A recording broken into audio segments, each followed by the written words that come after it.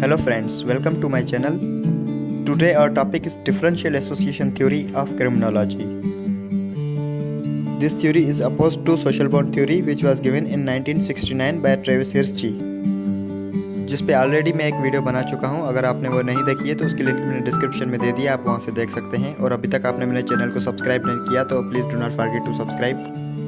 Introduction to Differential Association Theory. This theory was developed in 1939 by Edwin Sutherland.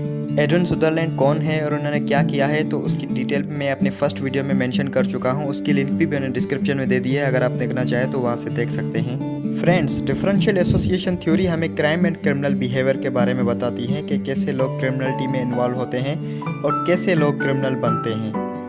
Differential association theory को social learning theory भी कहा जाता है। There are 9 points of differential association theory. Number 1. The criminal behavior is learned but not inherited. इसका मतलब है कि criminal behavior एक learned behavior है, वो inherited नहीं है। अब ये learned कहाँ से होता है? It is learned from the society. Number 2. The criminal behavior is learned in the interaction and the communication with the people who are wrong. इसका मतलब है कि गलत लोगों से ताल्लुक़ रखने से या उनसे कम्युनिकेट करने से इंसान criminal behavior learn करता है, such as bad company. Number 3. The principal part of learning criminal behavior occurs within intimate and personal group. इसका मतलब कि क्रिमिनल बिहेवियर लर्न करने का जो अहम हिस्सा होता है वो लोगों का पर्सनल ग्रुप ही होता है, सच एज फ्रेंड जोन और पीयर्स। ज़्यादातर लोग इन्हीं से ही क्रिमिनल बिहेवियर लर्न करते हैं। नंबर 4.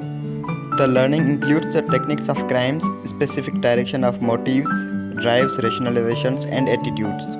इसका मतलब है जब लोग क्रिमिनल बिहेवियर लर्न करते हैं तो उसमें टेक्निक्स ऑफ क्राइम भी शामिल हैं, डायरेक्शन ऑफ मोटिव यानी रीजंस, रेशनलाइजेशन एंड एटीट्यूड। वो ये भी सीखते हैं कि कैसे क्राइम करके खुद को रेशनलाइज करना है, खुद को सिक्योर करना है। फॉर एग्जांपल, एक लड़का जो एक लड़की के चेहरे पे एसिड फेंकता है और पकड़े जाने के बाद वो कहता है उस लड़की ने मुझसे शादी का वादा किया था, अब वो इनकार कर रही है इसलिए मैंने ये सब किया, यानी वो खुद को बचाने की कोशिश कर रहा है। Number 5. The direction of motives and drives towards criminal behavior is learned through the interpretation of legal codes in one's geographical area as favorable or unfavorable. इसका मतलब है कि लोग क्राइम तभी करते हैं जब उनके पास मोटिव्स एंड ड्राइव्स होते हैं, यानी उनके पास रीजंस होते हैं जो क्रिमिनल बिहेवियर की तरफ उनको ले जाते हैं, और उनके लीगल कोड्स में जियोग्राफिकल एरिया फेवरेबल है या नहीं है, यानी उनके पास क्राइम करने की अपॉर्चुनिटी है या नहीं है। फॉर एग्जाम्पल, एक बंदा ट्रैफिक सिग्नल में फंसा हुआ है, वो आसपास देखता है कि कोई भी नहीं है, मैं इसीलिए यहाँ से जा सकता हूँ, तो वो ट्रैफिक रूल्स ब्रेक करके जाता है और पकड़े जाने के बाद एक्सप्लेनेशन देता है कि आसपास कोई नहीं था, मुझे इमरजेंसी थी, इसलिए मुझे जाना पड़ा। भले ही उसकी एक्सप्लेनेशन कितनी ही सही क्यों ना हो, लेकिन उसने लॉ वायोलेशन तो की है ना। Number 6. A person becomes a delinquent because of an excess of definitions favorable to violation of law or definitions unfavorable to violation of law. इसका मतलब है कि लोग डेलिंक्वेंट तभी बनते हैं जब उसकी एक्सेस ऑफ डेफिनेशन यानी उनके ख्यालात जो लॉ वायलेशन की तरफ ज़्यादा होते हैं, तभी वो क्राइम करते हैं। और ऐसा तब होता है जब कोई बंदा क्रिमिनल कंपनी ज्वाइन करता है और ज़्यादातर वहाँ पे इंगेज रहता है, तो उसमें उतनी ही आइडियाज़ डेवलप होंगे क्राइम करने के। नंबर 7. डिफरेंशियल एसोसिएशन में very in frequency, duration, intensity and priority. इसका मतलब है कि लोगों की जो डिफरेंशियल एसोसिएशन होती है वो सबकी सेम नहीं होती, वो सबकी वेरी होती है, चेंज होती है। मतलब लोगों की फ्रीक्वेंसी यानी उनकी डीपनेस, उनकी गहराई क्या है, ड्यूरेशन कितने टाइम से कर रहे हैं, इंटेंसिटी हाउ लॉन्ग किस हद तक जा चुके हैं वो क्रिमिनलिटी में, एंड प्रायोरिटी यानी फ्रॉम होम किससे सीख रहे हैं वो ये सब। फॉर एग्जांपल, एक बंदा है जो प्रोफेशनल क्रिमिनल से क्रिमिनल एक्टिविटीज़ को लर्न कर रहा है, और दूसरी तरफ एक बंदा है वो किसी ऑर्डिनरी क्रिमिनल से क्रिमिनल एक्टिविटीज़ को लर्न कर रहा है। अब जाहिर सी बात है इन दोनों की क्रिमिनल एक्टिविटीज़ में फ़र्क तो होगा, दोनों की एक्टिविटीज़ सेम तो नहीं हो सकती, चेंज होगी। नंबर 8.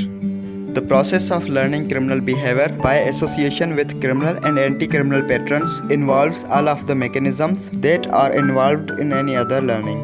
इसका मतलब है कि लोग क्रिमिनल बिहेवियर भी ऐसे ही सीखते हैं जैसे लोग एंटी क्रिमिनल बिहेवियर सीखते हैं, जैसे कोई स्किल्स सीखता है या कोई और एक्टिविटी जिसका क्राइम से कोई ताल्लुक नहीं होता, कोई लीगल एक्टिविटी।